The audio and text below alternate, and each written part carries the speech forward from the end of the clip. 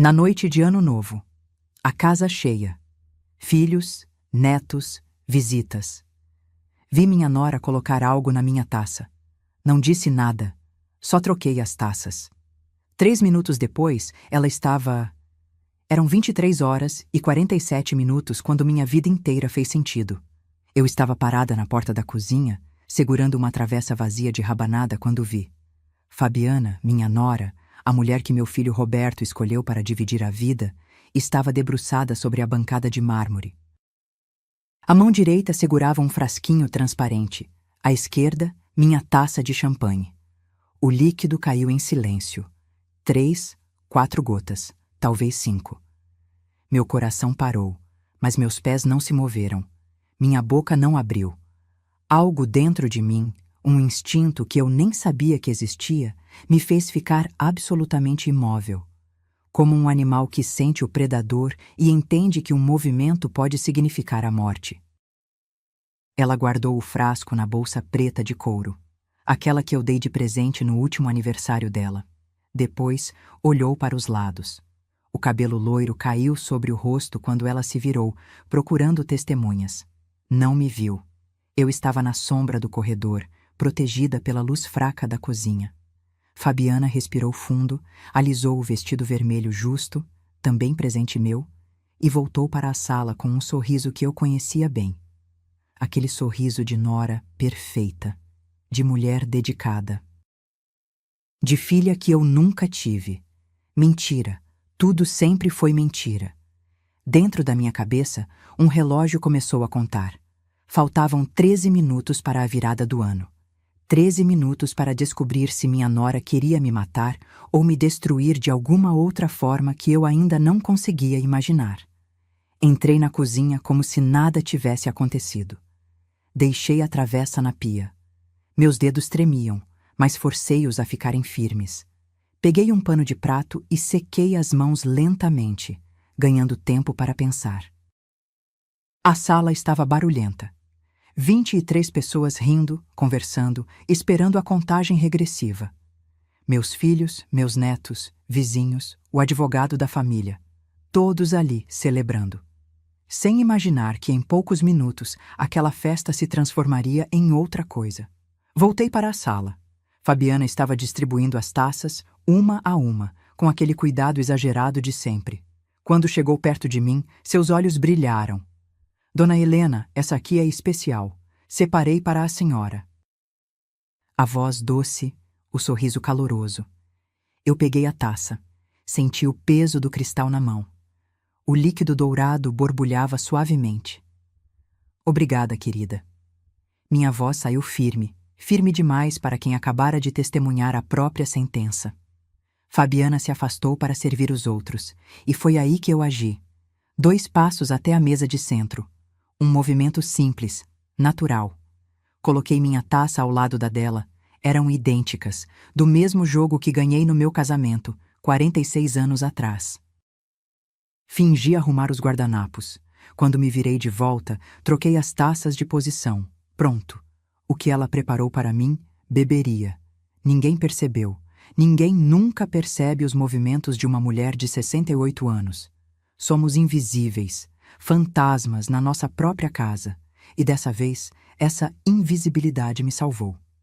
Se você está assistindo isso agora, se inscreva no canal, porque o que aconteceu nos próximos 3 minutos vai te fazer entender que naquela noite eu não salvei apenas minha vida.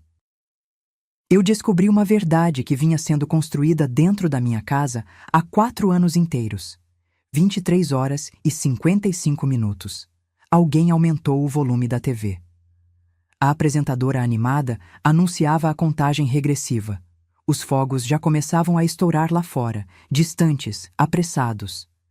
Fabiana levantou a taça, minha taça, e gritou: "Um brinde, à família, à Dona Helena, que sempre nos acolheu com tanto amor." Todos levantaram as taças, inclusive eu. Ela bebeu, um gole longo, efusivo, teatral. Eu bebi também. Apenas um gole pequeno. E esperei. Faltavam 2 minutos para a meia-noite quando vi o primeiro sinal. A mão dela tremeu. A taça balançou. Ela piscou várias vezes, como se tivesse dificuldade para focar. Fabiana, você está bem? Roberto, meu filho, percebeu antes de todos. Eu estou só um pouco tonta. A voz dela saiu arrastada. 1 minuto e 30 segundos. Ela levou a mão à testa. As pernas fraquejaram. Roberto a segurou pelo braço. Amor, fala comigo. E então, quando faltavam exatos 60 segundos para o ano novo, Fabiana caiu. Não foi uma queda suave. Foi um colapso. O corpo inteiro desabou na minha sala, na frente de 23 testemunhas, no meio das taças de cristal, dos salgadinhos, das risadas que morreram de uma vez. Alguém gritou. Eu não. Eu apenas fiquei ali, de pé, segurando minha taça, a taça dela, e observando. Porque naquele momento, eu ainda não sabia o que tinha dentro daquele líquido. Não sabia se era veneno, se era remédio, se era algo para me matar ou apenas me deixar confusa o suficiente para o que quer que ela estivesse planejando. Mas eu sabia uma coisa. Nos próximos minutos, todos naquela sala descobririam quem realmente era a mulher deitada no chão. E o pior ainda não tinha nem começado. Mas antes de contar o que aconteceu quando Fabiana caiu no chão da minha sala, você precisa entender quem eu sou. Ou melhor, quem eu era antes daquela noite transformar tudo. Meu nome é Helena Vasconcelos Ferreira. Tenho 68 anos, sou viúva há 6 anos e durante 42 anos fui professora de literatura no Colégio Pedro II, aqui no Rio de Janeiro. Dei aula sobre Machado de Assis, Clarice Lispector, Guimarães Rosa. Ensinei gerações inteiras a entender que por trás das palavras existem camadas de significado que a maioria das pessoas não enxerga. Irônico, não é? Passei a vida interpretando textos, buscando entrelinhas, desvendando intenções ocultas dos personagens. E não consegui ver o que estava acontecendo dentro da minha própria casa. Moro na Tijuca, num sobrado de 3 andares que pertenceu à minha família desde 1957. Minha avó, Leonor, comprou essa casa quando chegou de Portugal, fugindo da ditadura salazarista, com 2 malas de roupa e um bracelete de ouro branco com turmalinas azuis, a única joia que ela se recusou a vender durante todos os anos difíceis que passou aqui. Essa casa é minha história. Cada cômodo guarda uma memória. A sala onde meu pai ensinou meu irmão a jogar xadrez. A cozinha onde minha mãe fazia arroz doce aos domingos, perfumando a casa inteira com canela. O quarto onde eu dei à luz meu primeiro filho, Roberto, numa noite de chuva torrencial em 1981, porque a ambulância não chegava a tempo. Segundo a última avaliação, que eu nem pedi, mas que apareceu misteriosamente na minha mesa 3 meses atrás, essa casa vale R$ 2.800.000. Um absurdo de dinheiro. Dinheiro que eu nunca me importei de ter, porque para mim essa casa nunca foi patrimônio. Era lar. Além da casa, tenho uma poupança de R$ 480.000, acumulados ao longo de 42 anos de trabalho. Minha pensão de viúva e aposentadoria somam R$ 8.200 por mês. Não sou rica, mas também nunca passei necessidade. Tenho 3 filhos. Roberto, o mais velho, 43 anos. Advogado tributarista, sempre foi o mais sério, o mais responsável. O filho em quem eu confiava de olhos fechados. Aquele que eu achava que cuidaria de mim na velhice, que protegeria a família, que honraria o nome Ferreira. Casou com Fabiana há 4 anos, num casamento que eu mesma paguei. R$ 35.000 para uma festa que durou 6 horas. Achei caro, mas ele era meu primogênito. Como eu ia negar? Marcela, minha filha do meio, 40 anos. Jornalista. Mora em Lisboa há 8 anos, trabalha num jornal português, casou com um designer gráfico chamado Tiago. Nos falamos todo domingo por videochamada. Ela sempre me pergunta se está tudo bem, se preciso de alguma coisa. Até aquela semana, eu sempre dizia que sim, estava tudo ótimo. E Daniel, meu caçula, 37 anos. Solteiro, arquiteto, trabalha num escritório em Botafogo. Mora comigo desde sempre. Nunca saiu de casa. Tem o quarto no terceiro andar, aquele com vista para a Floresta da Tijuca. Silencioso, observador. Às vezes acho que ele entende coisas que ninguém mais percebe. Fui casada com Maurício por 36 anos. Ele morreu de infarto em 2019, dormindo ao meu lado, sem aviso, sem despedida. Acordei às 6 da manhã e ele estava frio. Simples assim. A vida te tira as pessoas sem pedir licença. Depois que ele morreu, a casa ficou grande demais, silenciosa demais. Eu subia e descia aqueles 3 andares todos os dias, conversando sozinha, cozinhando para um só, assistindo novela com o volume alto só para criar algum barulho. Foi por isso que aceitei quando Roberto sugeriu. Mãe, que tal se eu e a Fabiana morássemos aqui com a senhora? A casa é enorme. A senhora fica muito sozinha e a gente pagaria aluguel, ajudaria com as despesas. Parecia perfeito. Parecia que eu teria meu filho de volta, que teria companhia, que a casa voltaria a ter vida.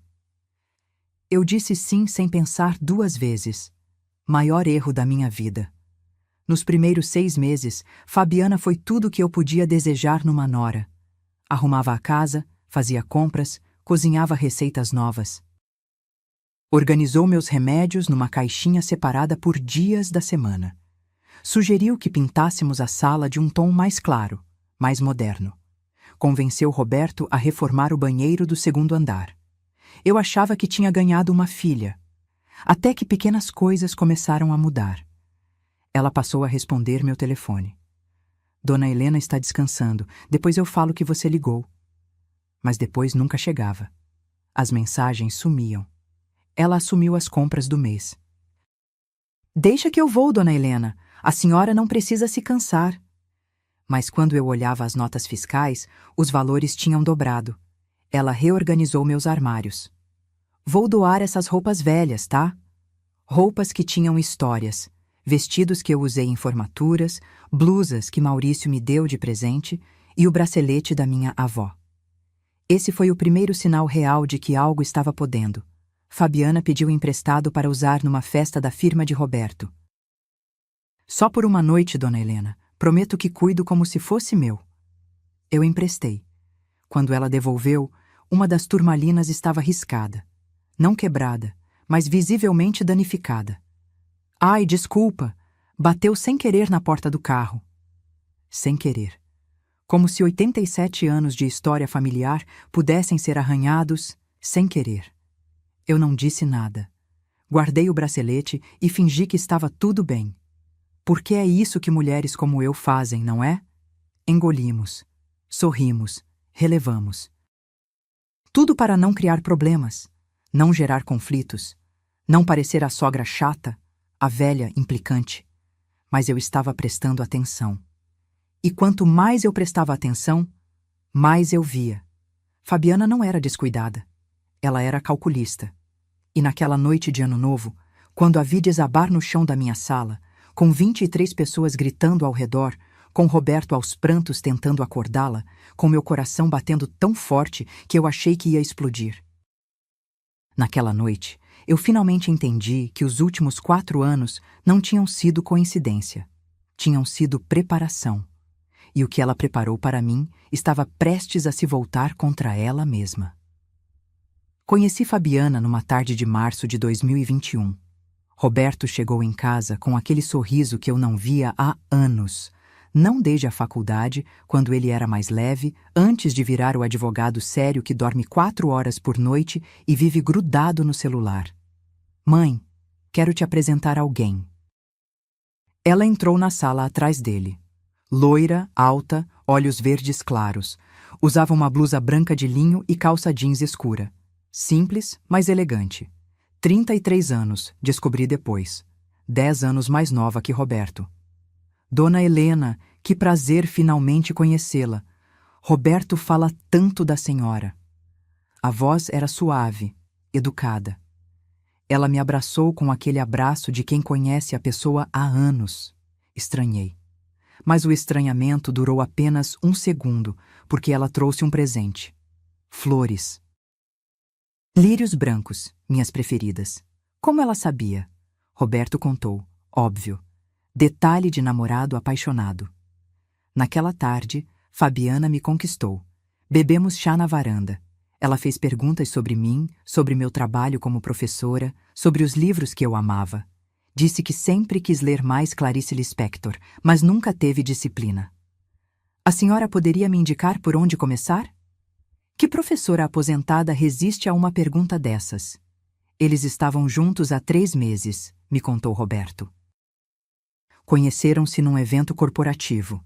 Ela trabalhava como assessora de comunicação numa empresa de tecnologia.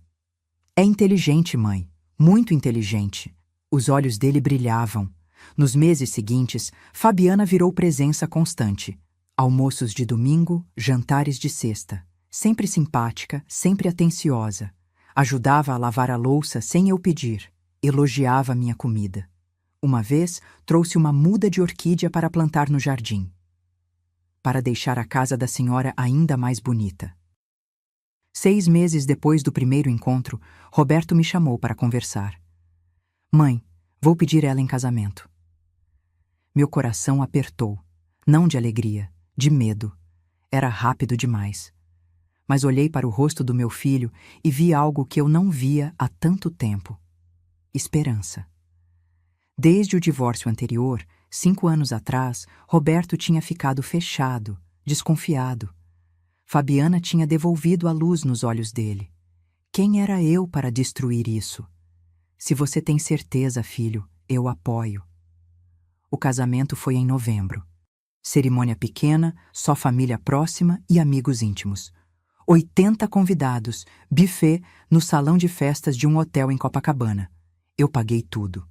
35 mil reais que saíram da poupança sem pestanejar. Mãe, não precisa, eu posso parcelar. Roberto, você é meu filho. Deixa eu fazer isso por vocês. Fabiana chorou quando eu disse que pagaria. Abraçou-me com força. A senhora é a mãe que eu nunca tive, dona Helena. Os pais dela tinham morrido num acidente de carro quando ela tinha 19 anos, segundo ela me contou. Sem irmãos. Sem família, sozinha no mundo. Como eu não ia ajudar uma moça assim? A festa foi bonita. Fabiana estava deslumbrante num vestido sereia de renda champanhe. Cabelo preso num coque baixo, maquiagem discreta. Roberto não tirava os olhos dela. No brinde, Fabiana me chamou ao microfone. Quero agradecer a dona Helena, que abriu não só a casa, mas o coração para me receber. Prometo cuidar do seu filho como ele merece. Todos aplaudiram. Eu chorei. Chorei de emoção, achando que estava ganhando uma filha. Que idiota eu fui. 3 semanas depois do casamento, num domingo de manhã, Fabiana veio com a sugestão. Dona Helena, a gente estava conversando. Essa casa é tão grande, a senhora mora aqui sozinha. Não faz sentido a gente pagar aluguel num apartamento quando tem tanto espaço sobrando aqui. Ela falava devagar, como quem não quer pressionar. Roberto estava ao lado, calado, esperando minha resposta. A gente ajudaria com tudo, mercado, contas, reformas, e a senhora teria companhia. Não ia mais ficar sozinha. Sozinha. Essa palavra ecoou, porque era verdade. A casa estava vazia demais. Maurício tinha morrido 2 anos antes. Marcela morava em Portugal. Daniel trabalhava até tarde todos os dias. Vocês morariam no 2º andar? No quarto que era do Roberto? Exatamente. A gente não ia atrapalhar em nada. 2 dias depois, eles trouxeram as malas e começou o teatro. Nos primeiros 6 meses, Fabiana foi impecável. Acordava cedo, fazia café, organizava a casa, comprava pão francês ainda quente na padaria da esquina. Aos sábados, sugeria que fôssemos às 3 tomar sorvete na praça Sáenz Penha. Ela me incluía em tudo, ou pelo menos era isso que parecia, porque aos poucos, detalhes começaram a me incomodar, a forma como ela mexia nas minhas gavetas. Só tô organizando, dona Helena. Mas por que minha gaveta precisava de organização? A forma como ela atendia meu telefone quando eu estava no banheiro. Alô? Ah, ela tá ocupada, depois eu falo para ela te ligar. mas a ligação nunca chegava até mim, a forma como ela sugeria mudanças. Esse sofá tá tão velho, dona Helena. Que tal a gente comprar um novo, mais moderno, mais confortável? Aquele sofá tinha 28 anos. Maurício escolheu. Mas como explicar isso sem parecer sentimental demais? E teve o dia que encontrei ela no meu closet. Entrei no quarto e ela estava lá, parada em frente ao armário aberto, segurando o bracelete da minha avó. O bracelete de turmalinas que eu guardava numa caixinha de veludo vermelho no fundo da gaveta. Fabiana, o que você está fazendo? Ela não se assustou. Apenas sorriu. Ah, dona Helena, desculpa. Eu estava procurando um lençol extra e acabei vendo essa joia. É linda demais. Pertenceu à minha avó. Imagino. Deve valer uma fortuna, né? A forma como ela disse isso. O tom. Não era admiração, era avaliação. Estendi a mão. Ela depositou o bracelete na minha palma, ainda sorrindo. Um dia a senhora me empresta para usar numa festa? Não era pergunta, era aviso. E naquela noite de Ano Novo, quando vi Fabiana desabando no chão, com Roberto gritando seu nome, com as pessoas correndo para ajudar, eu lembrei daquele momento. Ela sempre soube exatamente onde cada coisa valiosa estava guardada, porque desde o primeiro dia ela não estava construindo uma família, estava fazendo um inventário. O primeiro ano de convivência com Fabiana foi como assistir uma peça de teatro, onde só eu percebia que os atores estavam trocando de máscara entre os atos. Começou com frases soltas, comentários jogados no ar durante o café da manhã, enquanto ela passava manteiga no pão. Dona Helena, não acha que essa cozinha ia ficar linda com armários brancos? Esses aqui de madeira escura deixam tudo meio pesado. Aqueles armários tinham sido instalados pelo meu pai em 1983. Madeira de lei, feitos sob medida por um marceneiro da Rua do Catete. Eu gosto deles assim, Fabiana. Ah, claro. É que eu vi numa revista. Mas a casa é da senhora, né? Só uma sugestão. Só uma sugestão. Mas toda semana tinha uma nova. Que tal trocar essas cortinas por persianas? Mais prático. Esse lustre da sala é meio antigo, né? Um pendente moderno ia valorizar. Dona Helena, essas toalhas de mesa bordadas são lindas, mas ninguém usa mais isso. Posso doar? Não. Sim. Talvez. Eu ia respondendo conforme o cansaço, porque questionar cada pequena coisa parecia birra de velha teimosa. E eu não queria ser aquela sogra, aquela mulher que implica com tudo, que vive presa no passado. Então eu cedia. Um pouco aqui, um pouco ali. As cortinas saíram. Entraram persianas cinza. O lustre de cristal que minha mãe trouxe de uma viagem a Petrópolis foi substituído por uma luminária minimalista que eu achava fria. As toalhas bordadas pela minha tia foram para a doação. E cada vez que algo saía da casa, um pedaço da minha história ia junto. Mas o bracelete, esse ela não ia ter. Foi numa quinta-feira de agosto, 1 ano e 3 meses depois do casamento. Fabiana bateu na porta do meu quarto às 10 da noite. Dona Helena, posso te pedir um favor gigante? Eu estava deitada, lendo, já de camisola. Claro, querida. Tem um evento super importante amanhã na empresa do Roberto. Jantar formal com clientes internacionais. Eu tô sem nenhuma joia sofisticada. Ela fez uma pausa. Será que a senhora me emprestaria aquele bracelete lindo? Só por uma noite. Juro que cuido como se fosse meu. Meu estômago revirou. Fabiana, aquele bracelete é muito delicado. Tem mais de 80 anos. Exatamente por isso. Vai ser perfeito. Clássico, elegante. Por favor, dona Helena, é só uma noite. Como dizer não sem parecer mesquinha? Sem parecer a sogra que não confia, que não empresta, que guarda tudo só para si? Está bem, mas cuida, por favor. Os olhos dela brilharam. No dia seguinte, ela saiu com o bracelete no pulso. Ouro branco cintilando, turmalinas azuis capturando a luz. Eu a vi sair e senti um aperto no peito que não conseguia explicar. Quando ela voltou, era quase meia-noite. Entrou no meu quarto sem bater. Dona Helena, desculpa. Aconteceu um acidente pequenininho. O bracelete estava na mão dela. Eu vi na hora. Uma das turmalinas centrais, a maior, tinha um risco profundo atravessando a pedra. Como isso aconteceu? Bateu na porta do carro sem querer quando eu estava saindo. Mas não quebrou, né? Só arranhou um pouquinho. Dá para polir. Não dá para polir turmalina riscada. Qualquer pessoa que entende de joias sabe disso. A pedra fica marcada para sempre. Peguei o bracelete de volta, guardei na caixinha, não disse mais nada. Mas algo dentro de mim rachou naquele momento. Como a turmalina. Os meses seguintes foram uma escalada tão lenta que eu quase não percebia.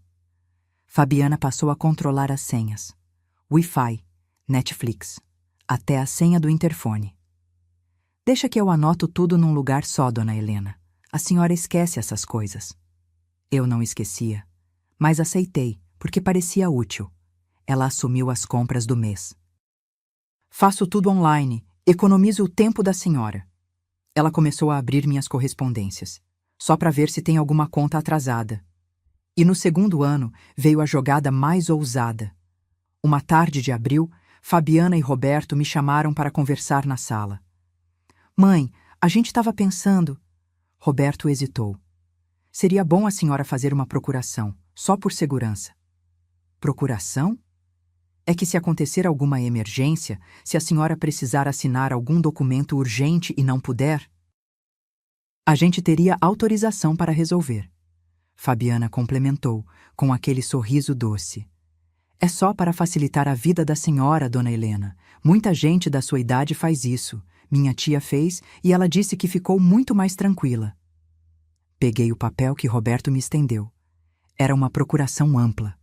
Poderes para vender, comprar, assinar contratos, movimentar contas.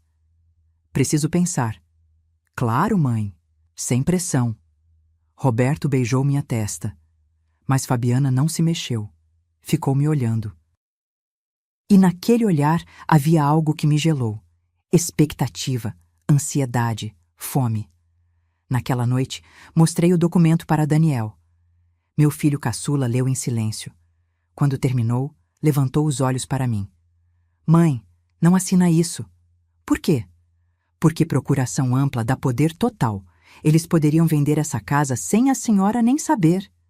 Seu irmão não faria isso. O Roberto não, mas ela... Daniel não terminou a frase. Não precisava. No dia seguinte, disse a Roberto que não assinaria. A reação de Fabiana foi sutil, mas eu vi. A forma como ela apertou os lábios, como desviou o olhar, como saiu da sala sem se despedir. A partir daquele dia, a nora carinhosa começou a sumir. Fabiana parou de fazer café da manhã para mim. Achei que a senhora preferia fazer do seu jeito. Parou de me incluir nos programas. É um filme meio jovem demais para a senhora, dona Helena. Começou a trancar a porta do quarto quando estava lá dentro com Roberto. Conversas em voz baixa que paravam quando eu passava pelo corredor. E Roberto, meu filho, sempre que eu tentava comentar algo, sempre que eu insinuava que alguma coisa não estava certa, ele defendia. Mãe, a Fabiana só quer ajudar. Mãe, a senhora está exagerando. Mãe, acho que a senhora está ficando um pouco paranoica. Paranoica. Essa palavra doeu mais do que qualquer tapa na cara. Porque era assim que começa, não é? Primeiro te fazem duvidar do que você vê. Depois, do que você sente. E no final, de quem você é. Mas naquela noite de Ano Novo, com Fabiana caída no chão e meu filho aos prantos, eu soube uma coisa. Eu não estava paranoica. Eu estava certa o tempo todo. E o que eu ainda ia descobrir nas próximas horas ia provar que meu instinto nunca falhou. Apenas faltava coragem para acreditar nele. Foi num sábado de manhã de junho que meu mundo virou de cabeça para baixo. Fabiana e Roberto tinham saído para resolver coisas do cartório, alguma papelada de imposto que eu nem prestei muita atenção quando explicaram. Saíram às 9. Disseram que voltariam para o almoço. Eu estava regando as plantas da varanda quando ouvi o telefone tocar no escritório. O fixo, aquele aparelho antigo que quase ninguém mais usa. Desci correndo, ainda com o regador na mão, deixando um rastro de gotas pelo corredor. Cheguei tarde. A secretária eletrônica gravou. Oi, é da imobiliária Souza Castro. Estamos retornando o contato sobre a avaliação do imóvel na Rua Conde de Bonfim. Conforme solicitado, o laudo ficou pronto. A senhora pode passar aqui para buscar ou prefere que enviemos por e-mail? Fiquei parada, segurando o regador, ouvindo a mensagem repetir na minha cabeça. Avaliação de imóvel? Que avaliação? Ninguém me pediu autorização para avaliar coisa nenhuma. Minha casa não estava à venda. O escritório era um cômodo pequeno no segundo andar, cheio de estantes com livros que eu acumulei durante décadas de magistério. A mesa de madeira escura sempre foi território do Maurício. Depois que ele morreu, virou depósito de contas, documentos, papéis sem importância. Ou era isso que eu achava. Comecei a abrir as gavetas. Procurava alguma coisa, qualquer coisa que explicasse aquela ligação. Na terceira gaveta, embaixo de uma pilha de recibos antigos, encontrei uma pasta azul, fina. Discreta. Abri. Dentro, plantas baixas da minha casa, desenhadas à mão com anotações nas margens. Demolir parede divisória, sala integrada. Piso laminado, 18 mil. Cozinha americana, orçamento 45 mil. Virei a página. Outro documento. Laudo de avaliação imobiliária. Data, 3 semanas atrás. Imóvel residencial, Rua Conde de Bonfim, 847, Tijuca. 3 pavimentos, 5 quartos, 3 banheiros, garagem para 2 veículos. Metragem total, 340 moais. Valor de mercado estimado, R$ 2.800.000. 2.800.000. Minha mão tremeu. A pasta quase caiu. Tinha mais. Um rascunho de carta, manuscrito, letra que eu não reconheci. Prezado Dr. Almeida, conforme conversamos, segue relação de documentos necessários para dar entrada no processo de interdição por incapacidade civil. A senhora Helena Vasconcelos Ferreira, 68 anos, apresenta sinais progressivos de comprometimento cognitivo. Parei de ler. Incapacidade civil. Interdição. As palavras dançavam na minha frente. Meu coração batia tão alto que doía. Eles queriam me declarar louca. Peguei meu celular. Tirei foto de cada página. Mãos trêmulas, respiração curta. Guardei tudo exatamente como estava. Fechei a gaveta. Subi para o meu quarto. Tranquei a porta. Sentei na cama e chorei. Não chorei de tristeza. Chorei de raiva. Quando Roberto e Fabiana chegaram, eu estava na cozinha, descascando batatas para o almoço. Rosto lavado. Sem sinais de lágrimas. Mãe, a gente trouxe pão de queijo. Roberto entrou animado, com um saquinho de papel na mão. Fabiana passou direto, subiu para o quarto deles. Nem me cumprimentou. Esperei até depois do almoço. Quando Fabiana saiu para encontrar uma amiga, ou era isso que ela disse, chamei Roberto para conversar. Filho, preciso te perguntar uma coisa. Fala, mãe. Segurei firme na xícara de café. Você mandou fazer a avaliação da casa? Ele piscou, desviou o olhar. Quem te falou isso? A imobiliária ligou hoje. Silêncio. Roberto mexeu no celular, nervoso. Mãe, foi só uma curiosidade. A Fabiana queria saber quanto a casa vale. Para questões de planejamento futuro. Que planejamento futuro, Roberto?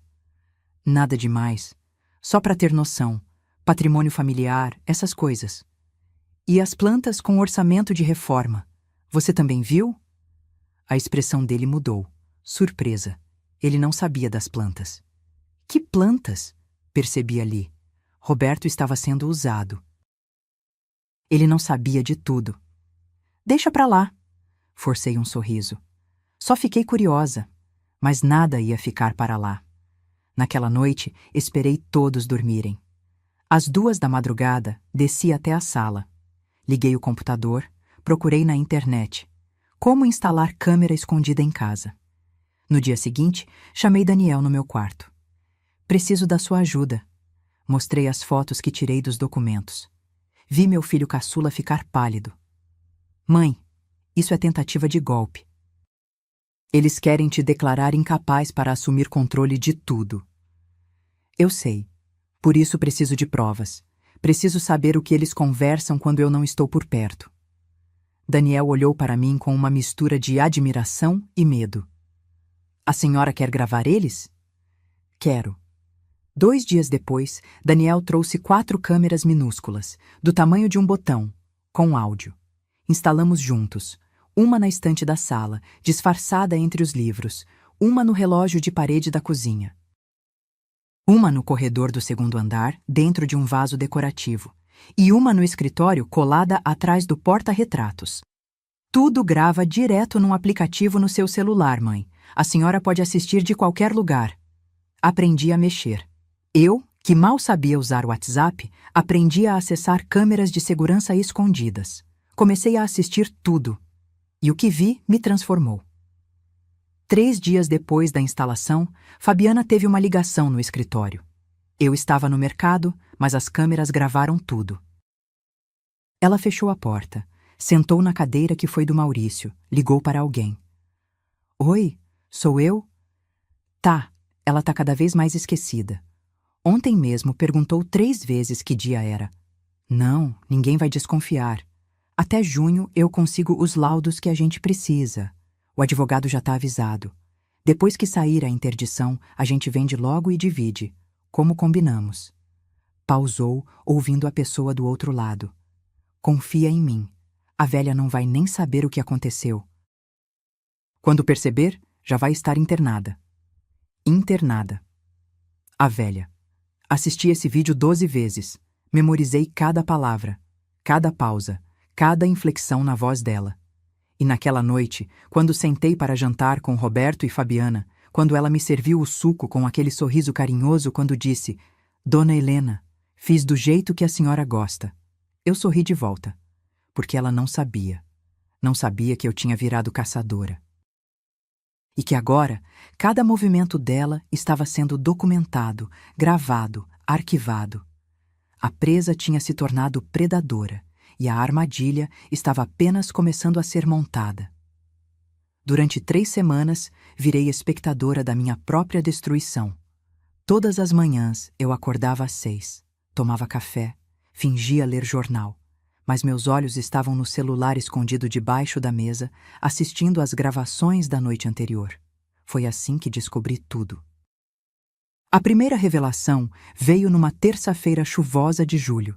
Eu tinha ido ao médico fazer exames de rotina. Pressão, colesterol, essas coisas de quem passou dos 60. Quando voltei, Fabiana estava sozinha em casa. Ou achava que estava. Assistia à gravação naquela mesma noite, trancada no meu quarto. Fabiana estava no escritório. A câmera captou perfeitamente quando ela abriu a gaveta, aquela mesma onde eu encontrei os documentos, e tirou um envelope pardo. Dentro, papéis que eu nunca tinha visto. Ela espalhou na mesa. A câmera não focava perfeitamente, mas dava para ler os carimbos. Clínica Neurológica Ipanema. Laudos médicos, com meu nome. Peguei o celular e dei zoom na imagem. Paciente Helena Vasconcelos Ferreira, 68 anos, apresenta quadro compatível com demência senil em estágio moderado. Episódios frequentes de desorientação temporal e espacial. Perda progressiva de memória recente. Recomenda-se acompanhamento psiquiátrico e avaliação para interdição. Data: 15 de maio de 2024. Eu nunca estive nessa clínica na vida. Esses laudos eram falsos. Continuei assistindo. Fabiana fotografou cada documento com o celular. Depois guardou tudo de volta e fez uma ligação. Consegui. 3 laudos assinados com CRM e tudo. Custou caro, mas ficou perfeito. Ninguém vai questionar. Meu estômago revirou. Ela comprou laudos médicos falsos para me declarar louca. Mas o pior ainda estava por vir. 2 dias depois, numa quinta-feira de tarde, aconteceu o que eu mais temia descobrir. A campainha tocou às 15 horas. Fabiana atendeu. Eu estava no terceiro andar, mas desci silenciosamente até o meio da escada para ouvir. Era um homem. Voz grave, tom profissional. Boa tarde, sou o Dr. Renato Almeida, advogado. Temos horário marcado. Advogado? Que advogado? Ninguém me avisou de reunião nenhuma. Voltei para o quarto e abri o aplicativo das câmeras. Transmissão ao vivo. Fabiana levou o homem até a sala. Ele era alto, careca, terno cinza. Sentou no sofá com uma pasta de couro. Então, senhora Fabiana, vamos direto ao ponto. A senhora trouxe os documentos que solicitei? Ela entregou um envelope. Ele abriu. Examinou cada papel. Laudos médicos atestando incapacidade cognitiva. Certidão de propriedade do imóvel. Cópia do RG e CPF da titular. Ele ergueu o olhar. Perfeito. Com isso, damos entrada no processo de interdição na próxima semana. E quanto tempo leva? Considerando que temos laudos de 3 médicos diferentes, que a paciente tem 68 anos e que a senhora é nora residindo no mesmo endereço, diria que em 60 dias conseguimos a tutela provisória. E a venda do imóvel? Assim que a senhora for nomeada tutora, pode vender. O juiz raramente questiona decisões de tutores familiares, principalmente quando alegam necessidade de custear tratamento médico. Fabiana sorriu, aquele sorriso que eu conhecia tão bem. Perfeito. E o pagamento? 20% do valor da venda, como combinamos. 20% de R$ 2.800.000. 560 mil reais para um advogado corrupto me roubar. Pausei o vídeo. Respirei fundo. Precisei de 5 minutos para conseguir voltar a assistir. Quando retomei, eles estavam finalizando. Ah, Dr. Renato, meu irmão vai fazer parte disso também. Ele é corretor de imóveis, vai intermediar a venda. Sem problemas. Quanto menos gente de fora, melhor. Irmão. Ela tinha um irmão. Lembrei vagamente. No casamento, Fabiana disse que não tinha família, que estava sozinha no mundo. Mais uma mentira. 3 dias depois, conheci o tal irmão. Ele apareceu num sábado de manhã. Roberto tinha ido jogar tênis. Daniel estava trabalhando. Eu, supostamente, tinha saído para fazer companhia a uma amiga doente. Não tinha saído. Estava no meu quarto, assistindo. Fabiana abriu a porta. Entra, Rodrigo. O homem era parecido com ela. Mesmos olhos verdes, cabelo loiro escurecido, uns 40 anos, camisa polo, calça jeans, tênis importado. Sentaram na cozinha. Ele pôs uma pasta em cima da mesa. Então, mana, tá tudo certo? Tudo. O advogado vai entrar com o pedido semana que vem. 60 dias, e a casa é nossa. E o Roberto? Ele sabe? Fabiana riu. Um riso curto, debochado. O Roberto não sabe de nada. Acha que a velha tá com Alzheimer de verdade. Mostrei os laudos falsos para ele. Disse que o médico me passou em consulta reservada. Ele acreditou em tudo. Meu filho não sabia. Roberto era vítima também. Rodrigo abriu a pasta. Já tenho 3 interessados. 2 investidores e uma clínica particular que quer transformar em consultórios. O maior lance até agora foi 3.100.000 reais. Fabiana bateu palma. 300 mil a mais que a avaliação. A localização é privilegiada. Perto do metrô, perto de tudo. Vende rápido. E quando ela descobrir? Não vai descobrir. Vai estar internada num asilo, com diagnóstico de demência avançada, nenhum juiz vai dar ouvidos ao que ela disser. Rodrigo bebeu um gole do café. E o marido dela? O Roberto não vai estranhar? Vou convencer ele que é o melhor para a mãe, que ela precisa de cuidados especializados, que a gente não consegue dar atenção 24 horas. Fabiana encostou na cadeira. Ele é fraco, Rodrigo. Basta eu chorar um pouco, dizer que tô exausta, que não aguento mais cuidar. Ele aceita tudo. E depois que vender? A gente pega a nossa parte e vaza. Eu me separo, invento qualquer desculpa. Cada um segue sua vida. Rico. Eles riram juntos. Desliguei o celular. Não conseguia mais assistir. Fiquei deitada na cama, olhando para o teto, sentindo algo que eu nunca tinha sentido antes. Não era mais raiva, era determinação. Aquela mulher não ia apenas tentar me roubar, ela ia me apagar. Ia me trancar num asilo, vender minha história, minha casa, minha vida inteira. Ia fazer meu filho acreditar que estava fazendo isso por amor. Mas ela cometeu um erro fatal. Ela subestimou uma professora de literatura que passou 40 anos ensinando que em toda a história o vilão sempre revela demais. E agora eu tinha tudo gravado. Cada palavra, cada plano, cada mentira. Peguei o celular de volta, transferi todos os vídeos para uma pasta criptografada. Fiz backup em 3 lugares diferentes e comecei a planejar não minha defesa, mas meu contra-ataque. Porque se ela queria uma guerra, ia ter. Mas não seria a guerra que ela imaginou. Dezembro chegou com aquele calor sufocante do Rio de Janeiro que faz o asfalto derreter. Mas dentro de mim era inverno. Passei o mês inteiro sorrindo, concordando, sendo a Helena que todos esperavam. Gentil, um pouco esquecida, facilmente convencida. Quando Fabiana sugeria algo, eu acenava com a cabeça. Claro, querida. Como você achar melhor. Quando Roberto perguntava se eu estava bem, eu apertava a mão dele. Estou ótima, filho. Nunca estive melhor.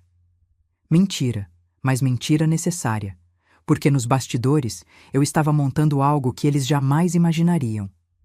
No dia 3 de dezembro, fui ao banco, sozinha. Disse que ia na farmácia.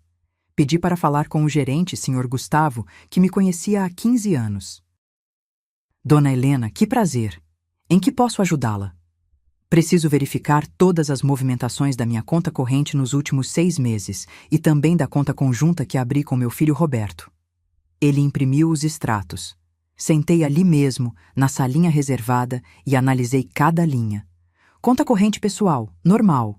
Aposentadoria entrando, contas saindo, nada estranho. Conta conjunta com Roberto, 3 saques não autorizados por mim. R$ 7.000 em abril, 8.000 em junho, 15.000 em novembro, R$ 30.000 que sumiram sem eu saber. Senhor Gustavo, esses saques aqui, tem como rastrear quem fez? Ele digitou no computador. Foram feitos no caixa eletrônico, usando o cartão do seu filho. Mas eu sabia que não foi Roberto, foi ela, usando o cartão dele. Quero fazer 2 coisas. Primeira, tirar meu filho como cotitular dessa conta. Segunda, transferir todo o dinheiro de volta para minha conta pessoal. O gerente hesitou. A senhora tem certeza? Absoluta. Assinei os papéis. Em 20 minutos, o saldo da conta conjunta estava zerado. R$ 142.000 de volta para onde nunca deviam ter saído. Saí do banco e fui direto ao cartório. Lá, pedi para alterar meu testamento. O antigo deixava tudo dividido igualmente entre os 3 filhos. O novo dizia: deixo todos os meus bens para meus filhos, Marcela Vasconcelos Ferreira e Daniel Vasconcelos Ferreira. Ao meu filho Roberto Vasconcelos Ferreira, deixo apenas sua parte legítima, desde que não esteja mais casado com Fabiana Cristina Mendes no momento do meu falecimento. O tabelião me olhou por cima dos óculos. Esse tipo de cláusula é incomum. Mas é legal? Sim, desde que respeitada a legítima. Então está decidido. Assinei. 3 testemunhas assinaram. Documento registrado. Se eu morresse amanhã, Fabiana não levaria 1 centavo. No dia 10 de dezembro, Fabiana veio com a ideia que eu estava esperando. Dona Helena, o que a senhora acha de fazer uma festa de Ano Novo aqui em casa? Nada muito grande, só família e amigos próximos. Mostrar como a senhora está bem cuidada. Mostrar como eu estava bem cuidada. Essa frase tinha camadas. Ela queria testemunhas para comprovar que cuidava de mim, que eu estava confusa, dependente, precisando de tutela. Acho uma ideia maravilhosa, Fabiana. Faz tanto tempo que não recebo ninguém. Os olhos dela brilharam. Então tá combinado, eu organizo tudo. Só uma coisa, Posso convidar algumas pessoas também? Claro! Quem a senhora quer chamar? Minha filha Marcela. Faz tempo que não vejo ela. Fabiana titubeou. Marcela, morando em Portugal, era um problema. Ela era esperta demais. Ah, mas Lisboa é tão longe. A passagem deve estar caríssima nessa época. Eu pago. Tô com saudade da minha filha. Não havia como recusar sem parecer estranha. Tá bom, dona Helena. Liguei para Marcela naquela mesma noite. Filha, preciso que você venha passar o ano novo aqui. Mãe, tá tudo bem? Não, mas vai ficar.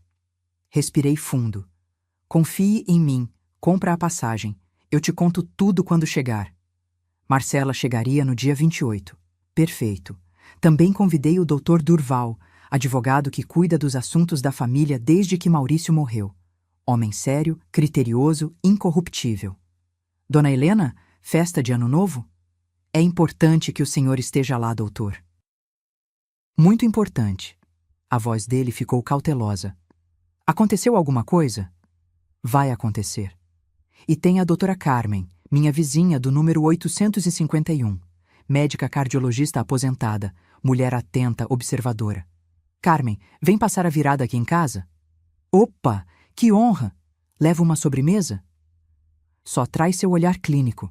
Talvez precise dele. Ela riu sem entender. Entenderia em breve. Daniel foi meu parceiro em tudo. No dia 20, instalamos câmeras extras. Uma dentro do arranjo de flores da sala. Outra disfarçada no espelho do corredor. Dessa vez, não era só para gravar conversas secretas. Era para registrar a festa inteira. Mãe, o que exatamente você está planejando? Justiça, filho. Apenas justiça. Nos últimos dias de dezembro, Fabiana ficou estranha, agitada, ansiosa. Vivia grudada no celular, conversas sussurradas com alguém. No dia 28, quando Marcela chegou, a tensão ficou palpável. Minha filha me abraçou forte no aeroporto. Mãe, você emagreceu. Eu tô bem. Vamos conversar em casa. Naquela noite mostrei tudo a ela, todas as gravações, todos os documentos, o plano inteiro. Marcela chorou. Depois ficou furiosa. Depois ficou determinada. Essa vadia vai pagar. Vai, mas do jeito certo, no dia certo, na hora certa. 31 de dezembro, amanheceu claro. Céu azul, sem nuvens. Fabiana acordou cedo. Começou a decorar a casa, balões dourados e prateados, toalha branca na mesa, taças de cristal, as mesmas do meu casamento. Eu a observava de longe, fingindo ler revista na varanda. Ela cantarolava enquanto arrumava, feliz, confiante. Não sabia que cada movimento estava sendo gravado. Às 14 horas, ela entrou na cozinha, fechou a porta. Peguei o celular, transmissão ao vivo da câmera escondida no relógio. Vi quando ela abriu a bolsa. Tirou o frasquinho transparente.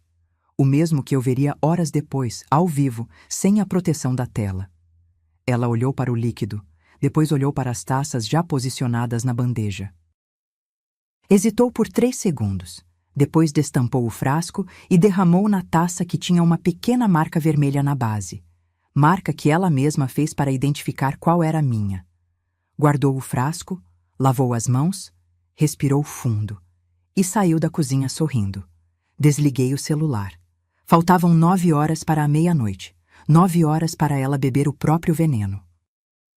E descobrir que quando você tenta destruir uma mulher que passou a vida ensinando sobre ironia trágica, você vira personagem da sua própria lição. A tarde passou devagar, como se o tempo soubesse que aquela noite mudaria tudo. Às 16 horas, comecei a me arrumar. Escolhi uma blusa de seda cor de vinho, presente que Maurício me deu no nosso último aniversário juntos, e calça preta. Nada chamativo. Nada que parecesse celebração. Apenas elegância discreta. Marcela bateu na porta do meu quarto. Mãe, tem certeza disso? Olhei para minha filha pelo espelho. Ela estava tensa, com aquela ruga entre as sobrancelhas que aparece quando está preocupada. Absoluta.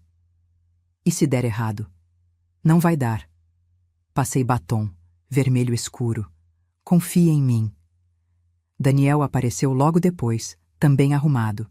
Camisa social azul marinho, calça bege. Todas as câmeras estão funcionando. Testei 3 vezes. Ótimo. Peguei o celular. Vamos descer. A peça está prestes a começar. Quando chegamos na sala, Fabiana já tinha transformado a casa. Luzes de LED iluminavam os cantos. A mesa estava impecável. Toalha branca, guardanapos dobrados em formato de flor, pratos da porcelana boa, aquela que eu só usava em ocasiões especiais. Ela tinha se superado. Vestido vermelho justo, decote discreto, mas sensual. Cabelo solto em ondas, maquiagem perfeita. Parecia uma anfitriã de revista. Dona Helena, olha que linda a senhora. Adorei essa blusa. Veio até mim e me abraçou.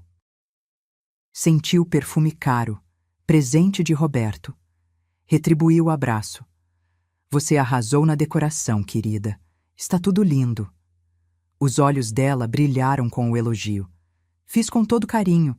A senhora merece. Roberto chegou logo depois, vindo do banho. Quando viu Fabiana, sorriu daquele jeito apaixonado. Ainda estava apaixonado. Ainda não sabia que dormia com uma cobra. Os convidados começaram a chegar às 19 horas. Dr. Durval foi o primeiro. Terno cinza, gravata azul, pasta de couro na mão. Como sempre.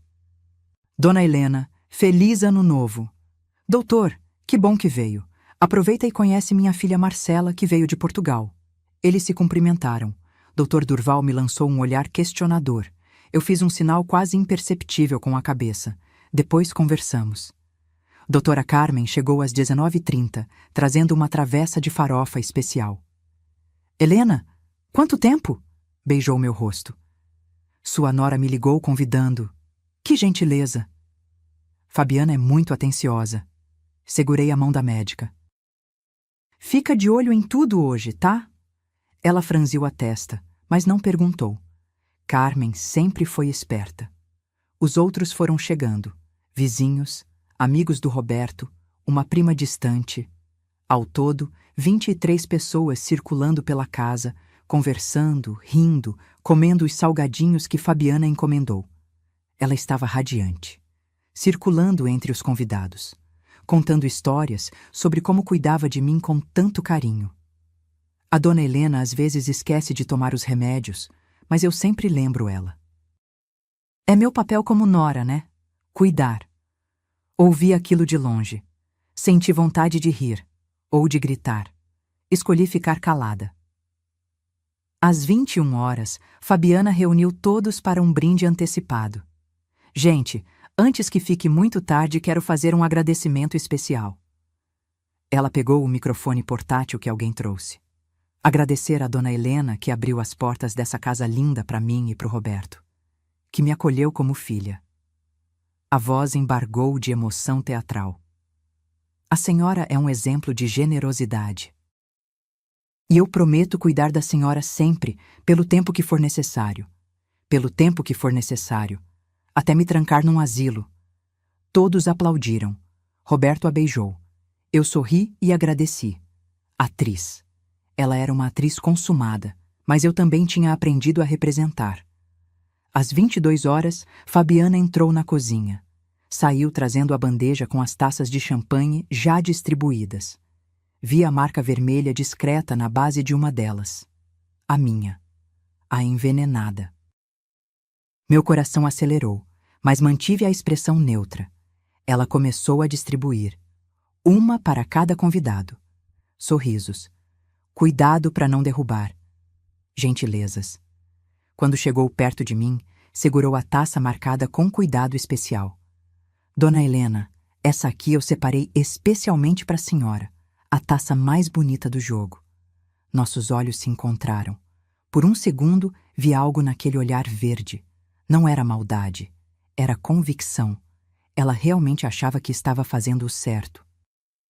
Que eu era um obstáculo que precisava ser removido. Peguei a taça. Cristal frio na mão. Líquido dourado borbulhando. Obrigada, querida. Ela se afastou para continuar distribuindo. E foi naquele momento que eu me movi. 2 passadas até a mesa de centro. Natural, como quem vai pegar um guardanapo. Coloquei minha taça ao lado da dela. Eram absolutamente idênticas, do mesmo jogo de 32 peças que ganhei em 1979. Peguei um guardanapo, alisei na mão. Quando me virei para voltar ao sofá, troquei as taças de posição. Simples, rápido, invisível. O que ela preparou para mim agora estava na frente dela. Voltei para meu lugar, sentei, respirei. Ninguém percebeu. Ninguém nunca percebe os gestos de uma mulher idosa numa festa. Somos parte da decoração, presentes, mas não relevantes, até que nos tornamos. 23h30. Fabiana aumentou o volume da TV. A apresentadora gritava animada sobre a contagem regressiva na praia de Copacabana.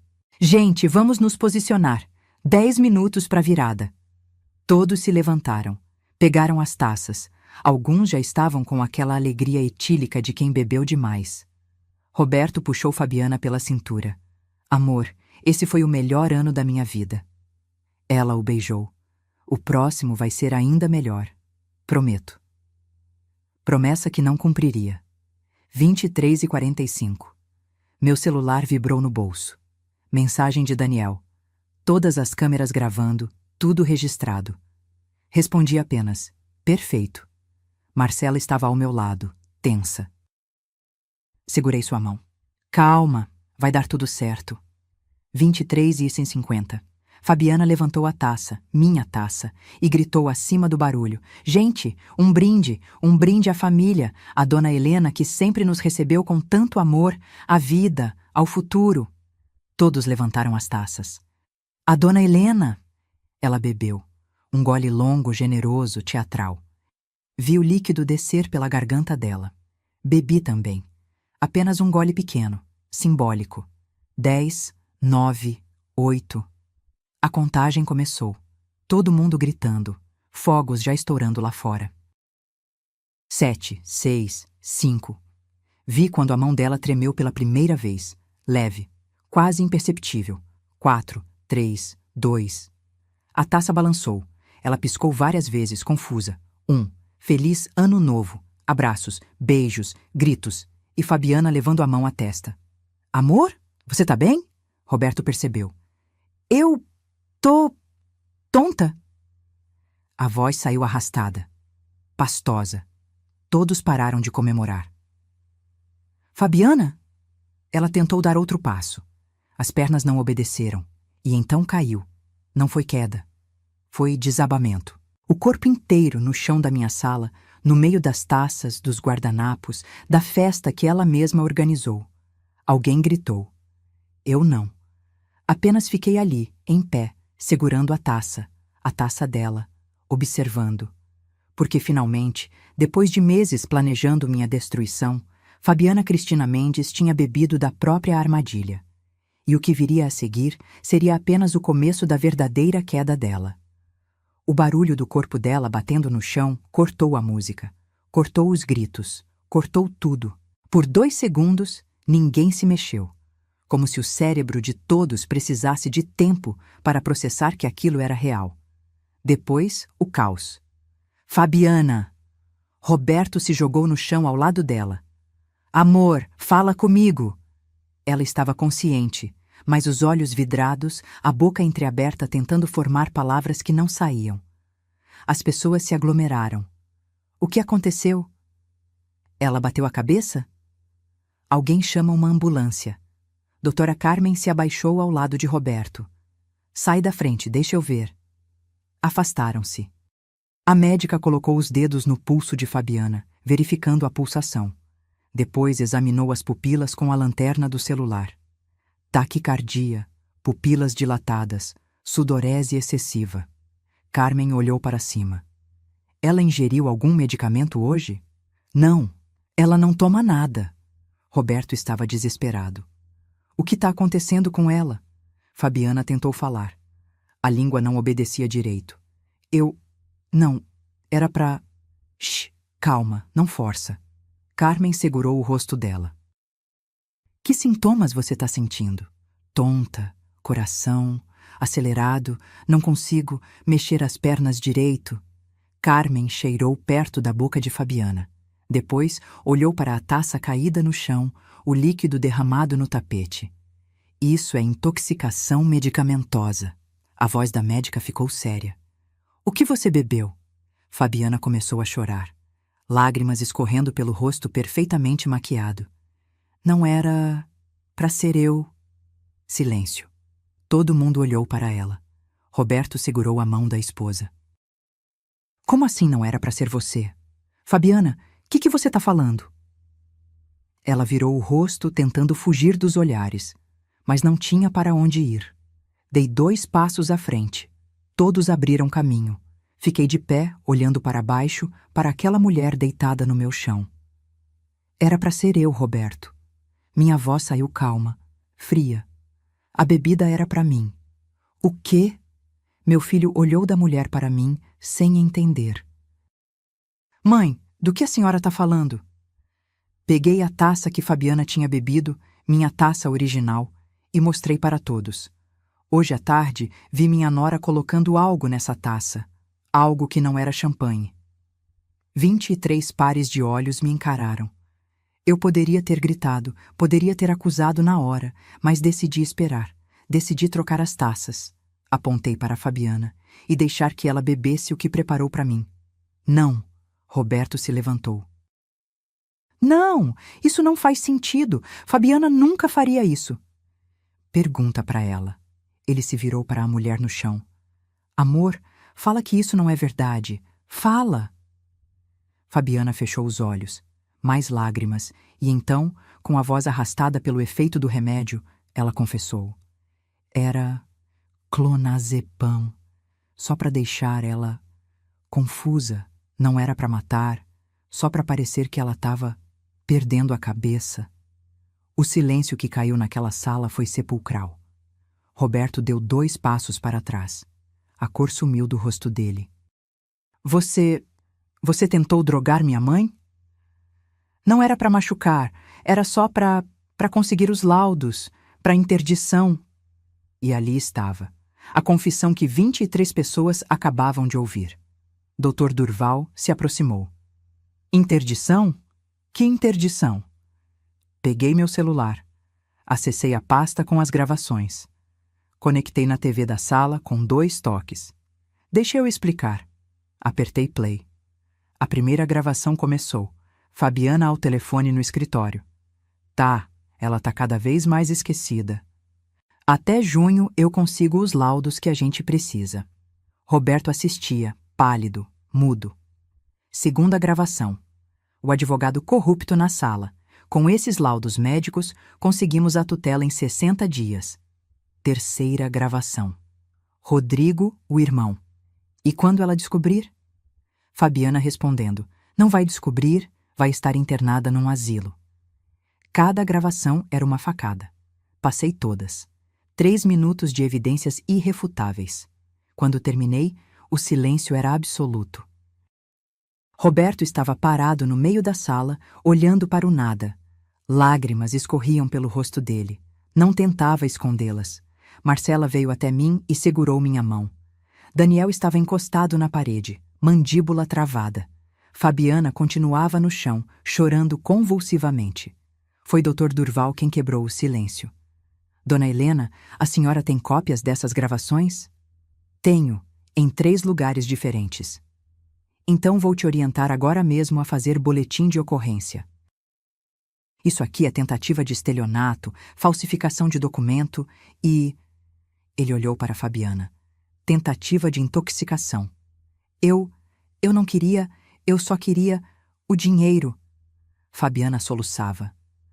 A casa, vale tanto, eu precisava... Você precisava? Roberto finalmente falou, a voz tremendo de raiva. Você precisava destruir minha mãe? Me enganar? Forjar laudos médicos? Planejar internar ela num asilo? Ele se abaixou na frente da esposa. Não com carinho, com fúria contida. Eu te amava. Eu confiava em você. Eu defendi você todas as vezes que minha mãe tentou me alertar. E você... A voz dele quebrou. Você estava planejando destruir a minha família. Fabiana tentou tocar o rosto dele. Roberto afastou a mão com um tapa. Não encosta em mim. Nunca mais. Doutora Carmen interrompeu. Precisamos levar ela para o hospital, fazer lavagem estomacal. Clonazepam em alta dosagem pode ser perigoso. Chama a ambulância, disse. E a polícia? A ambulância chegou 12 minutos depois. 2 paramédicos entraram com maca. Enquanto colocavam Fabiana na maca, ela tentou falar comigo. Dona Helena, por favor, Desculpa. Olhei para ela. Aquela mulher que entrou na minha casa sorrindo, que me chamou de mãe, que dormiu sob meu teto por 4 anos planejando minha destruição. Você não sente. Você só está arrependida porque deu errado. Levaram-na. Roberto foi junto na ambulância, não por amor, mas porque ainda era legalmente o marido. Quando a porta fechou, a festa acabou. Os convidados saíram em silêncio, chocados. Alguns me abraçaram, outros não sabiam o que dizer. Doutor Durval ficou. Amanhã, primeira coisa, a gente vai na delegacia. Obrigada, doutor. Quando todos saíram, eram 2 da manhã. Marcela, Daniel e eu ficamos na sala. No meio da decoração de festa, das taças espalhadas, dos pratos intocados. Mãe! Marcela me abraçou. Você foi tão corajosa. Não foi coragem, foi sobrevivência. Olhei para a sala. Para a casa que quase perdi. Para a vida que quase me roubaram. E percebi uma coisa. A guerra não tinha terminado. Tinha apenas começado. Mas dessa vez, eu não seria a vítima.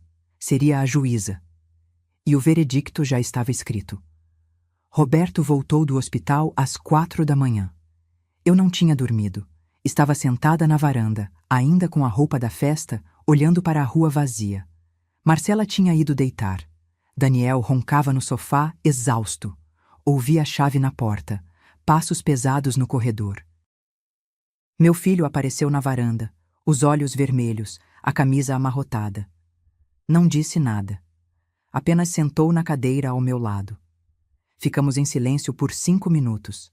Só o barulho dos pássaros começando a cantar, anunciando o primeiro amanhecer do ano. Finalmente ele falou.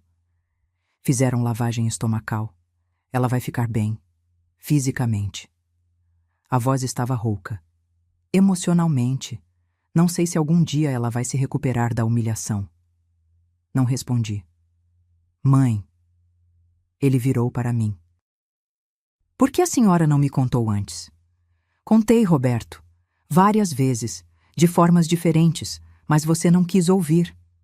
Ele fechou os olhos. Eu sei, e isso é o que mais dói. Passou a mão pelo rosto. Quantas vezes a senhora tentou me alertar e eu defendi ela, chamei a senhora de paranoica. Você estava apaixonado, cego pelo amor. Não era amor, mãe, era ilusão. Ela construiu uma personagem perfeita, e eu acreditei porque era mais fácil acreditar do que questionar. Peguei a mão dele. Você também foi vítima, filho. Fui, mas escolhi ser. Quando a senhora começou a mostrar sinais de desconfiança, eu podia ter investigado, podia ter prestado atenção, mas preferi ignorar porque com ela eu me sentia necessário. Ela me fazia sentir importante. E eu não fazia? Não é isso. Ele apertou minha mão. A senhora sempre foi forte demais, independente demais. Depois que o pai morreu, a senhora tocou a vida sozinha. Não precisava de mim para nada.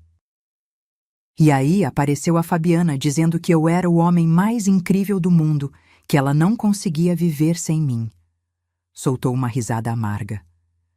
Era tudo manipulação, mas eu me agarrei naquela fantasia. E agora? Agora eu acordo. Ele se levantou, foi até a grade da varanda. No hospital, enquanto esperava ela sair da emergência, fiquei pensando em tudo. Nos últimos 4 anos, cada decisão que tomei, cada vez que defendi ela contra a senhora... Roberto, deixa eu terminar. Virou para mim. Eu preciso falar, preciso botar para fora. Respirou fundo. Lembra quando a Fabiana sugeriu que a gente morasse aqui? Na época eu achei ótimo, mas agora percebo. Ela não queria morar aqui para me fazer feliz. Queria acesso. Acesso à casa, aos documentos, à senhora.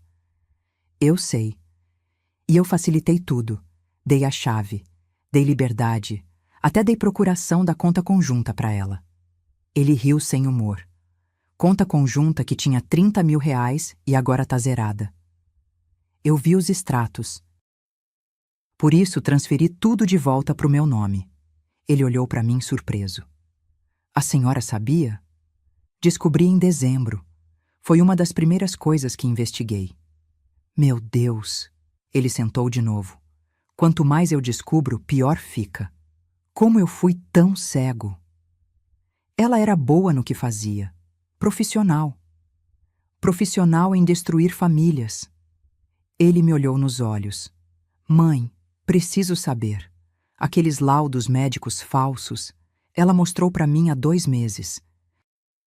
Disse que um neurologista tinha diagnosticado a senhora com demência inicial. Eu acreditei. Meu coração apertou.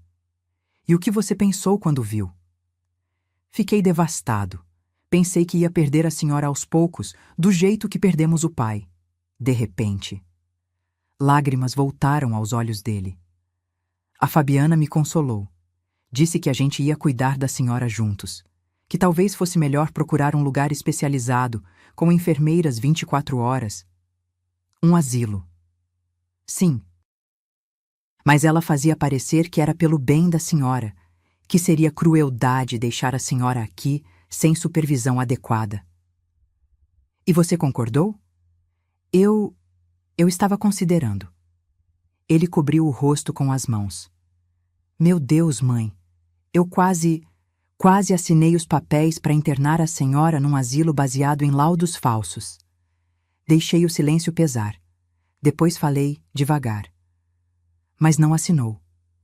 Porque, no fundo, uma parte sua ainda questionava. Não questionava. Eu só estava procrastinando porque não queria encarar a realidade. Ele se levantou agitado. A verdade, mãe, a verdade é que eu falhei.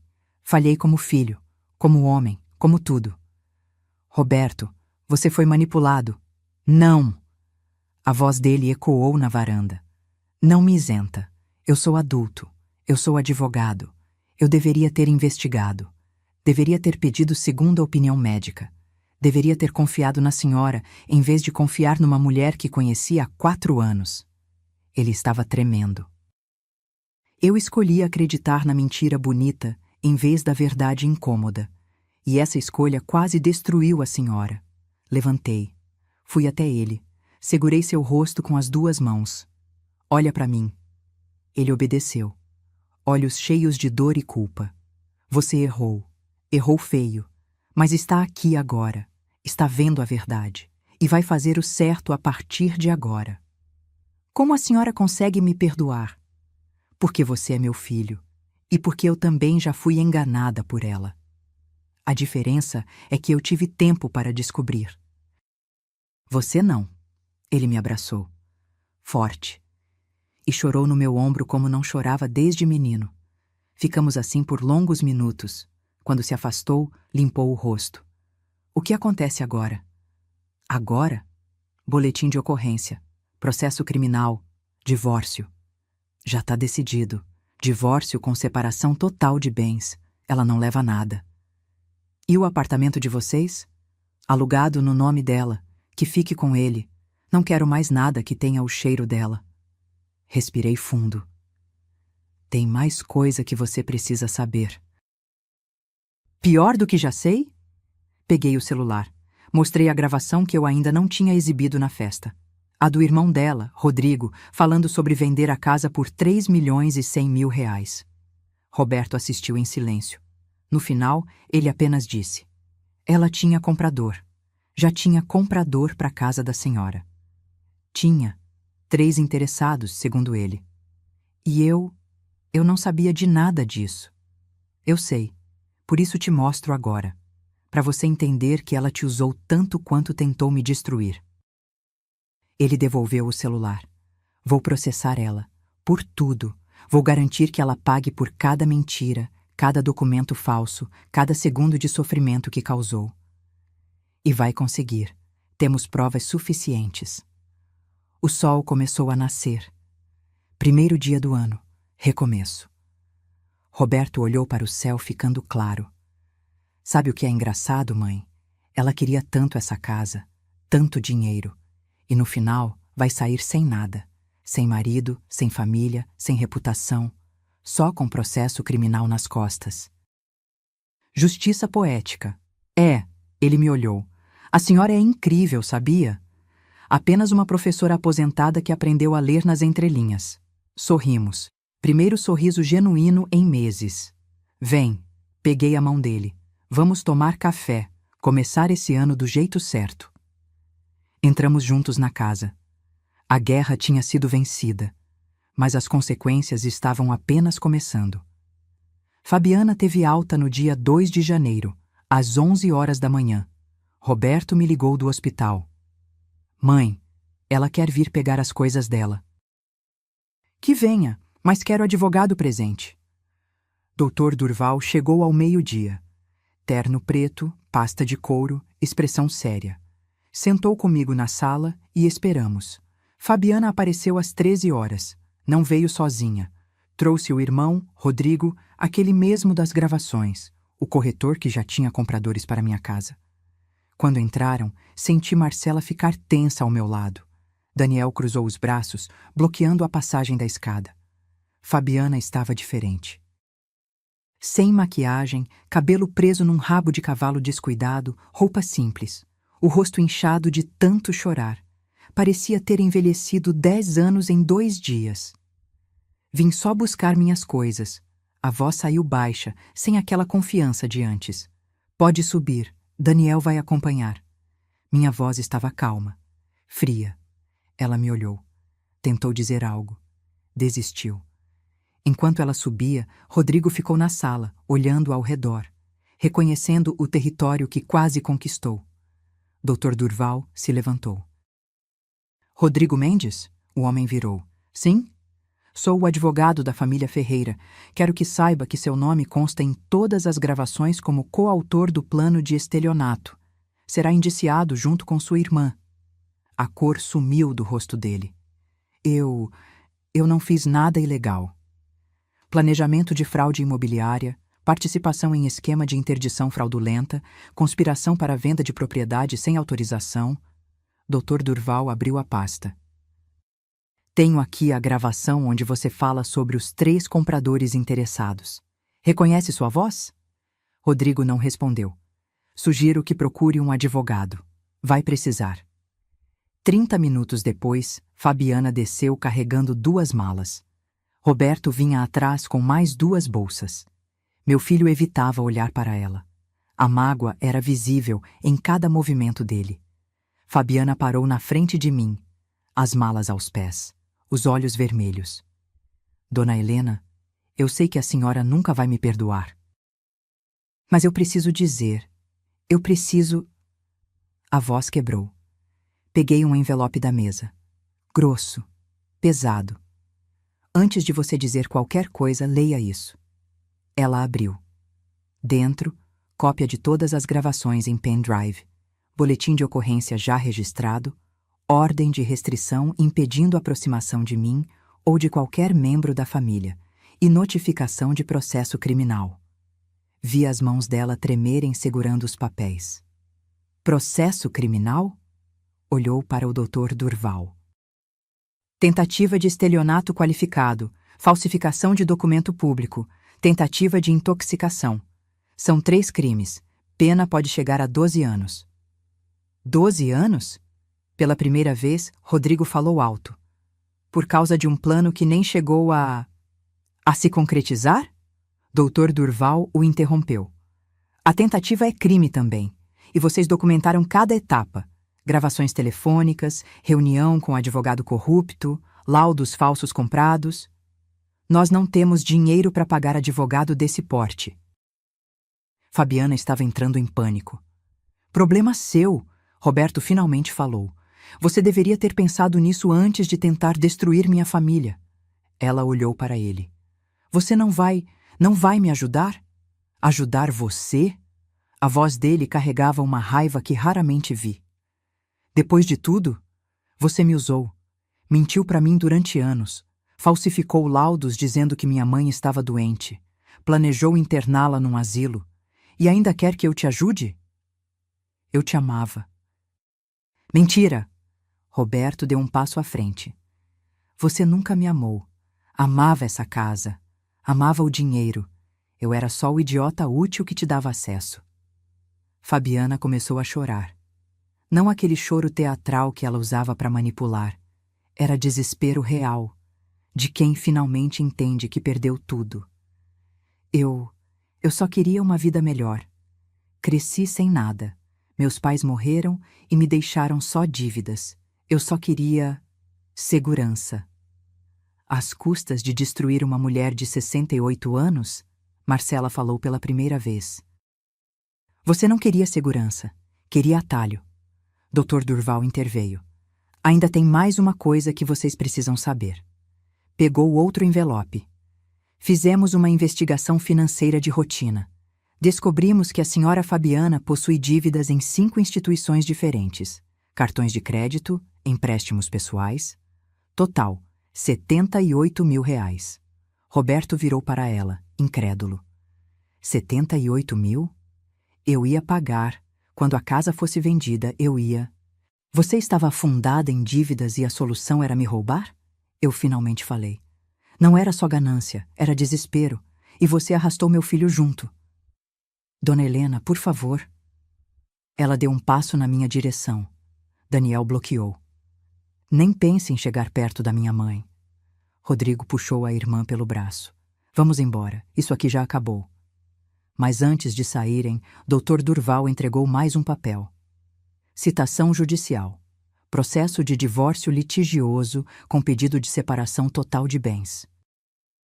Primeira audiência em 30 dias. Roberto complementou. E eu vou pedir indenização por danos morais.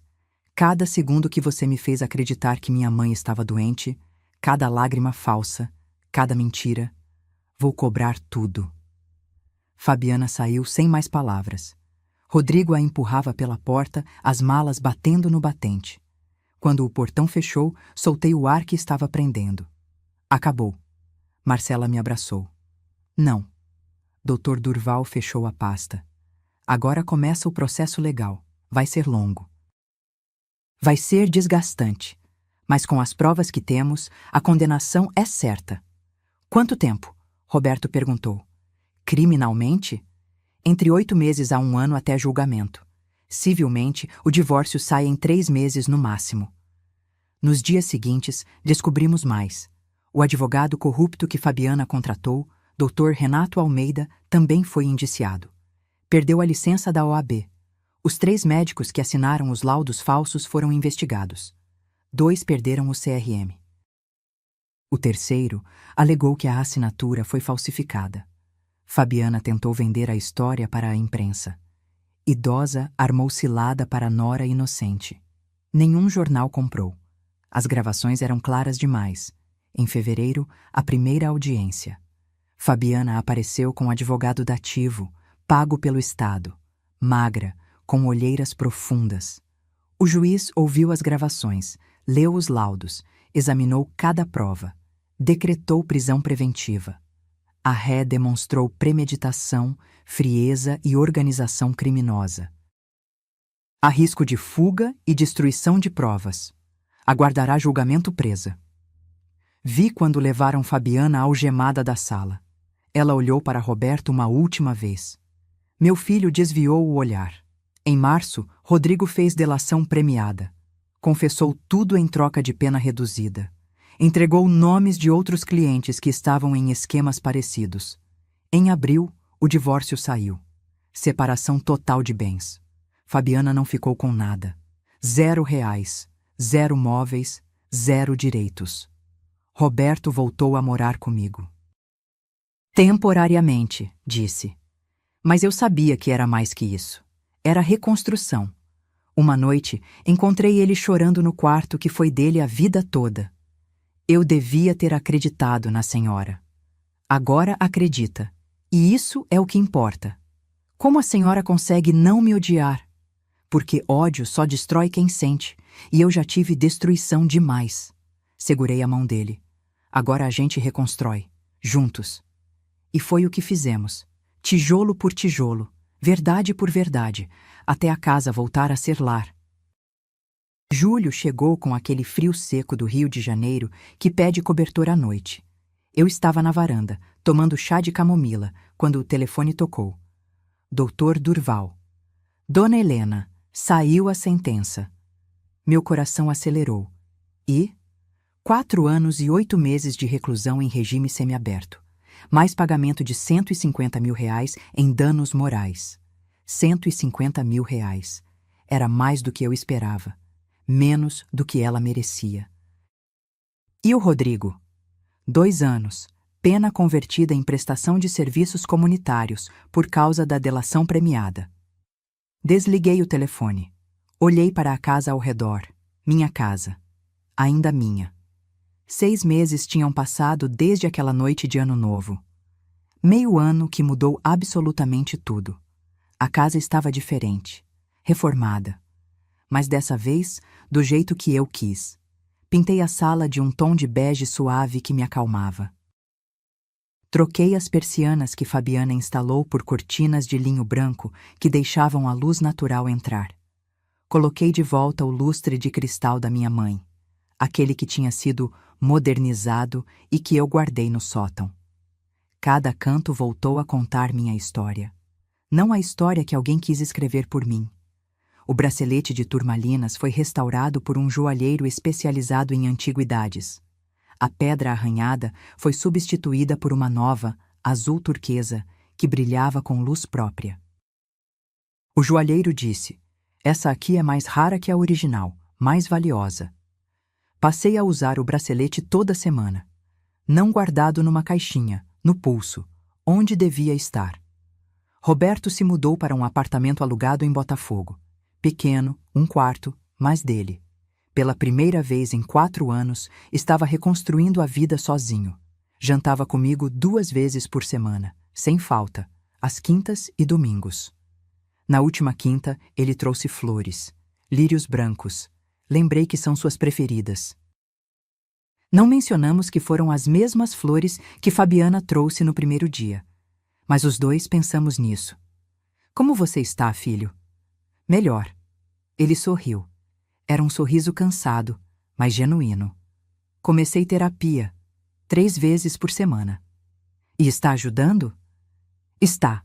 Tô aprendendo a reconhecer padrões. Bandeiras vermelhas que ignorei. Coisas sobre mim que facilitaram a manipulação dela." "Você não teve culpa?" "Não, mãe. Eu tive sim. Não da maldade dela, mas das minhas escolhas. De ter acreditado no que era conveniente em vez do que era verdade." Ele segurou minha mão. "Mas estou aprendendo, e não vou repetir esses erros." Marcela voltou para Portugal em março, mas prometeu vir em dezembro para passar as festas comigo. De verdade dessa vez. Daniel continuou morando comigo, e pela primeira vez isso não me incomodava. Era companhia genuína, não dependência. Uma manhã, ele desceu e encontrou eu fazendo panquecas. "Mãe, a senhora tá diferente." "Como assim?" "Mais leve." Sorri mais. Parece livre. Livre. A palavra perfeita. Porque era exatamente isso que eu sentia. Livre do peso de fingir, de tolerar, de silenciar minha intuição para não parecer a velha chata. Usei os R$150 mil da indenização para criar um fundo de educação. Não para netos. Ainda não tenho. Para jovens da comunidade que querem fazer faculdade, mas não têm condições. Fundo Helena Vasconcelos de Educação. 5 bolsas de estudos integrais por ano. A primeira beneficiada foi Júlia, 19 anos, moradora da Mangueira, aprovada em Direito na UERJ. Quando entreguei o documento da bolsa, ela chorou. "A senhora não me conhece. Por que faz isso?" "Porque alguém tentou me apagar. e eu escolho criar luz em vez de guardar rancor. Em maio, fui convidada para dar uma palestra num grupo de terceira idade na Tijuca. O tema: Como proteger seu patrimônio e sua dignidade. Falei para 87 pessoas, mulheres, na maioria, entre 55 e 80 anos. Contei minha história, sem omitir nada. A manipulação, os laudos falsos, a tentativa de interdição, a taça trocada. Quando terminei, uma senhora de 74 anos levantou a mão. Dona Helena, a mesma coisa está acontecendo comigo. Minha nora quer que eu assine procuração. Diz que é para facilitar, mas alguma coisa não parece certa. Olhei para ela. Então não assina. Sua intuição está te protegendo. Escuta ela.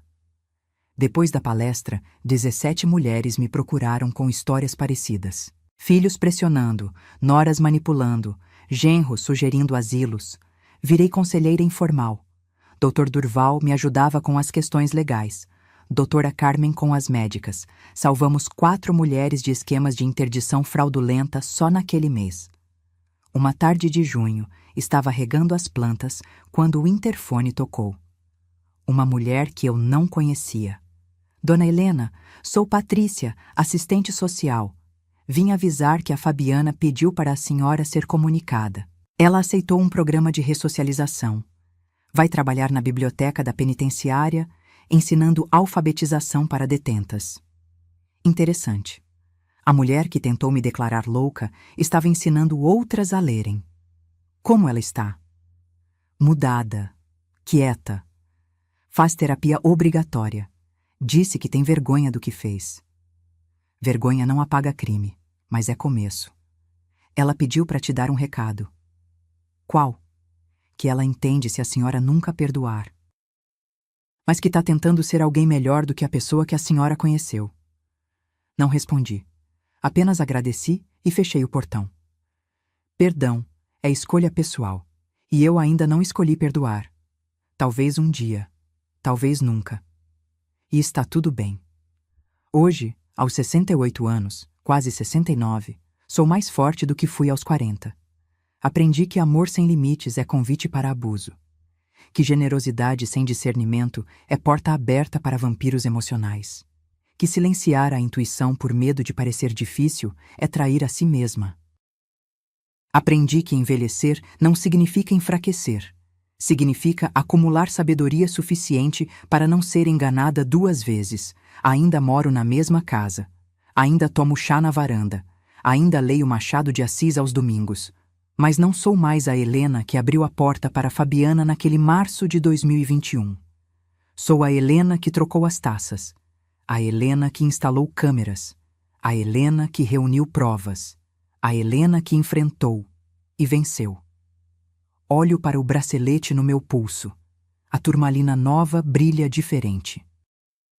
Mais intensa, assim como eu, renascida, mais valiosa, mais forte. E se alguém tentar me destruir novamente, não precisarei trocar taças. Saberei dizer não desde o primeiro sinal, porque aprendi a lição mais importante.